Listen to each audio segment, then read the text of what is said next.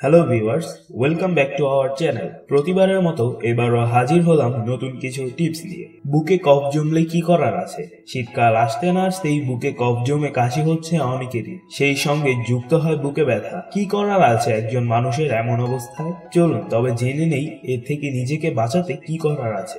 ভিডিওটি দেখার পূর্বে আমাদের চ্যানেলটি সাবস্ক্রাইব না করে থাকলে এখনই সাবস্ক্রাইব করে নিন, যেন পরবর্তী ভিডিওর নোটিফিকেশন চলে যায় সবার আগে আপনার কাছে।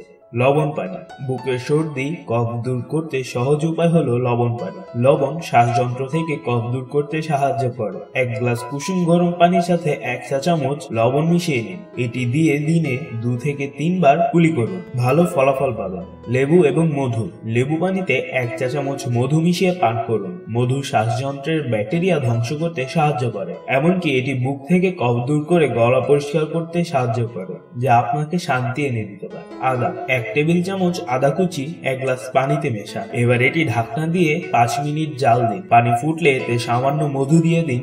দিনে 3 বার এটি পান করুন। এছাড়া 1 চা চামচ আদা কুচি, গোলমরিচের গুঁড়ো এবং লবঙ্গের গুঁড়ো দুধ অথবা মধুর সাথে মিশিয়ে নিন। এবার এই মিশ্রণটি দিনে 3 বার পান করুন। আপনি চাইলে 1 টুকরো আদা নিয়ে মুখে চাবাতে পারেন। আদার রস বুকের কফ পরিষ্কার করতে সাহায্য করবে। পেঁয়াজ।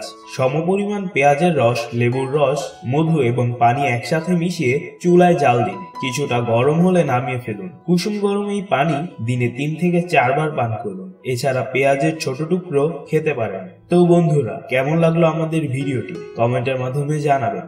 ভিডিওটি ভালো লেগে থাকলে লাইক এবং শেয়ার করে আপনার বন্ধুদের দেখার সুযোগ করে দিন। ধন্যবাদ।